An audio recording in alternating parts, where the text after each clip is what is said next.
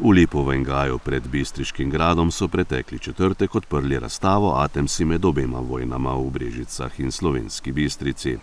Z ulično razstavo, ki sta jo pripravila Zavod za kulturo Slovenska Bistrica in Posavski muzej Brežice, predstavljajo zadnje lastnike Bistriškega in Brežiškega gradu.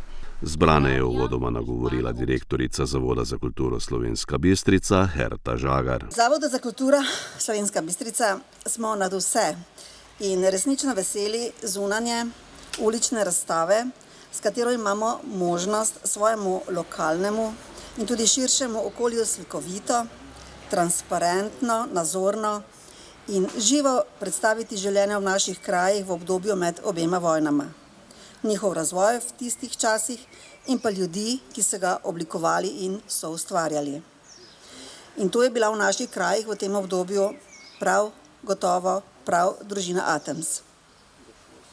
Družina Atems je v naših krajih prisotna vse od leta 1717, ko je Ignac Marija Atems I, pretanjen zbiralec gradov in hkrati pretanjen ljubitelj umetnosti v Slovenski Bistrici kupil grad. V tem gradu je družina zadnje 3 generacije tudi živela.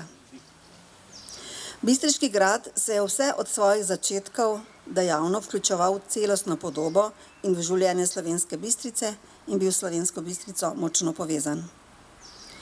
V širši kulturni prostor je grad vstopil, ko ga je grof Ignac Marija Atems I po temeljiti preureditvi v renesančno podobo v drugi četrtini 17. stoletja načrtno barokiziral in kot poznavalec likovnih umetnosti k sodelovanju povabil slikarje in freskante kot so Flurer, Waginger, Remb in drugi.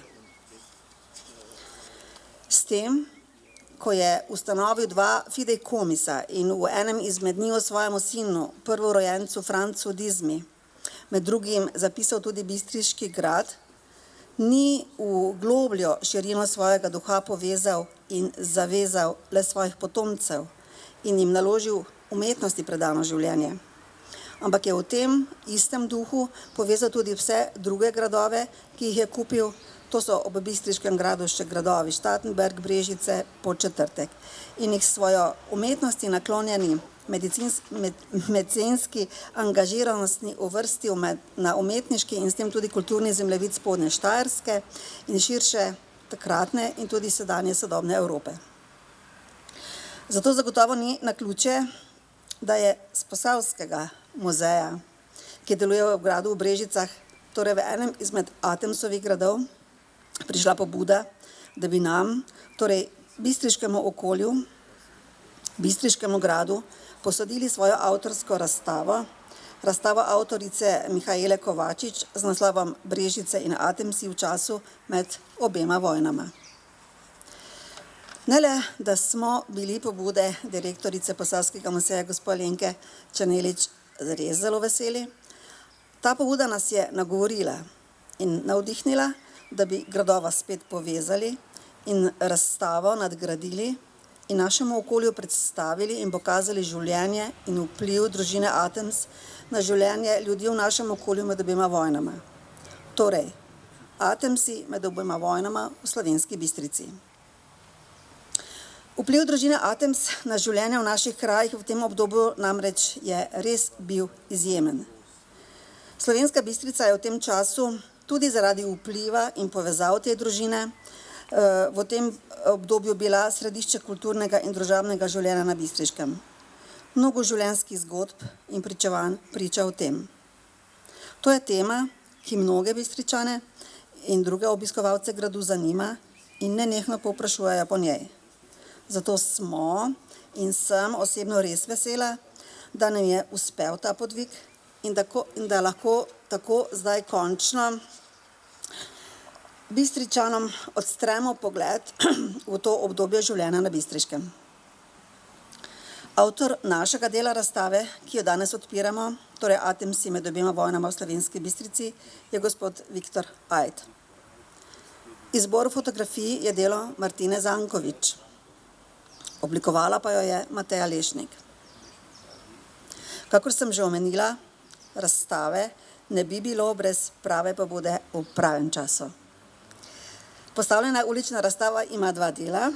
in sicer torej Brežice in Atemsi med obema vojnama in Atemsi med obema vojnama v Slovenski Bistrici. Avtor bistriškega dela razstave Viktor Ajt je ob odprtju nanizal nekaj zanimivosti. Kot lokalni zanesenjak me že od nekdaj zanima zgodovina, posebej domačega kraja, ne? To vsi veste. In že od nekdaj rad brskam po starih dokumentih, ne vem, zdaj mogoče me ta prah pritegne ali kaj takega. Torej, izbral sem material, ki se med drugim navezoval tudi na grofe Atemse. Imam še kar nekaj tega veliko na voljo, tako da še mogoče bo kdaj kakšna druga razstava, kakšni drugi temi. Največ dokumentov iz obdobja od 1900 do začetka druge vojne in so iz pokrajinskega arhiva Maribor. Fotografije iz družinskih album so celo digitalizirane, najbolj pa so me pritegnila intimna pisma med drugo ženo grofa Ferdinanda Atemsa, Vando in najstarejšim sinom iz prvega zakona Ignacem. Čeprav ni bila njegova prava mama, je začutiti izjemno ljubečo vez med njima. V pismih so opisani prav komični dogodki iz lova, nakupa novega avtomobila, obisku družabnih dogodkov ter smrti in bolezni. Se pravi, vsakdanjega življenja, ki je podobno našim. Pravi zaklad pa se skriva v Arhivu Republike Slovenije, ki sem ga naključno našel dve knjigi gostov za posvetili iz leta 1894 pa vse do začetka druge svetovne vojne. V prvi knjigi je bila edina fotografija iz odprtja tenis igrišča 1900. leta. Samo 3 leta po odprtju Tavčarjevega tenis igrišča, prvega takšnega tenis igrišča v Sloveniji, se pravi 3 leta kasneje smo že tenis igrali tukaj pri našem mestu. V prvi knjigi je bila druga knjiga gostov je bila pa opremljena številnimi barvnimi risbami in celo igrami za otroke.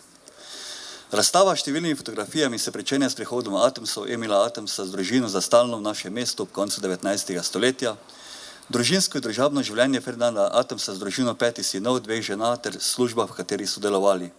Ferdinand je vsem nam Bistričanov znan po vseh zgodbah kot dobrotnik, cenjen meščan, pripravljen vedno pomagati. Izjemen gospodarstvenik, vinar s številnimi priznanji, prvi doktor gozdarstva in predsednik lovskega bistriškega društva, nažalost z izginulim lovskim dvorcem, ki boste ga tudi opazili gor na razstavi na Pohorju, ki so ga uporabljali kot letno počitniško rezidenco, zraven seveda počitkovanja na morju, v gradu, v Italiji in na Rabu. Razstava bo na ogled do konca leta.